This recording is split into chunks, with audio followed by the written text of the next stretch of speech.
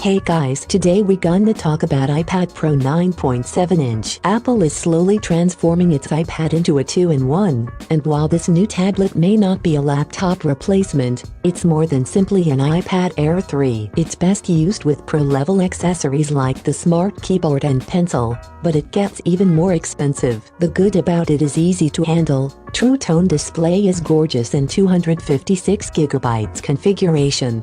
But the bad about it is iOS shows its limitations, expensive starting price and optional keyboard isn't backlit. The iPad Pro is ambitiously touted as Apple's new tablet that has the guts to replace your laptop. And it now comes in an ideal size that perfectly demonstrates bigger isn't always better for everyone. The iPad Pro 9.7 price at launch was $599, which made it the most expensive 9.7-inch iPad that Apple had ever released. About the design, from across the room, I couldn't tell the difference between this iPad Pro 9.7 and my iPad Air 2 when I was charging both during my battery life tests. They're nearly identical on the outside, and that's a good thing. This is where the iPad Pro 9.7 are where this tablet earns its Pro label. Even though it's smaller in stature and the processor and RAM inside are slightly different than that of the original iPad Pro 12.9. At the heart of the new iPad specs is Apple's latest A9X system on a chip,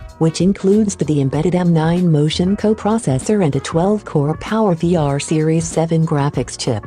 It sits right next to 2GB of RAM. About the camera, the iPad Pro 9.7 cameras have gotten a Pro-level upgrade, even though taking photos with a tablet is considered a major tech faux pas, at least in public. Its still photo specs are 12 megapixel on the back and 5 megapixel on the front, which, amazingly for a tablet, matches the iPhone 6s and iPhone 6s Plus.